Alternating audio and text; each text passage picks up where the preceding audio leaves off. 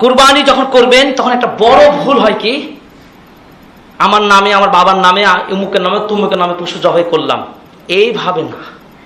আপনি পক্ষ দলিল ডিড করার সময় তো ঠিকই বলেন প্রথম পক্ষ দ্বিতীয় পক্ষ করেন না, তখন তো ভালোই বুঝেন। কিন্তু এত বড় একটা বড় ইবাদত করবেন তখন নাম নাম বলে কেন এত ভুল করবেন?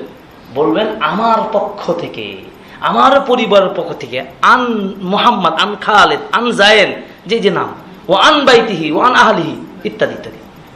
এইভাবে আপনি সেই জায়গাতে কখনো বলবেন না আমার নামে, আমার বাবার নামে কুরবানি দিলাম। এই তোমার নামে কুরবানি দিয়েছো? হ্যাঁ দিয়েছি। এভাবে কেন?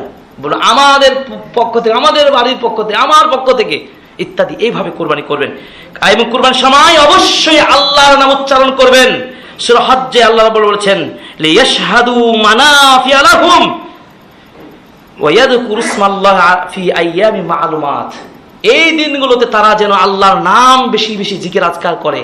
তার মানে কি, জিলহজ মাসের প্রথম থেকে নিয়ে আইয়াম তাশরিকের 13 তারিখ পর্যন্ত প্রচুর জিকির আজকার মধ্যে থাকতে হবে, আল্লাহকে স্মরণ করতে হবে, তার কৃতজ্ঞতা জ্ঞাপন করতে হবে। আইয়াম তাশরিককে বলা হয়েছে আইয়াম আকলিন ওয়া শুরবিন। এই দিনগুলো খাবেন আর দাবেন, এই দিনগুলোতে আর কোনো নফল রোজাও রাখবেন না।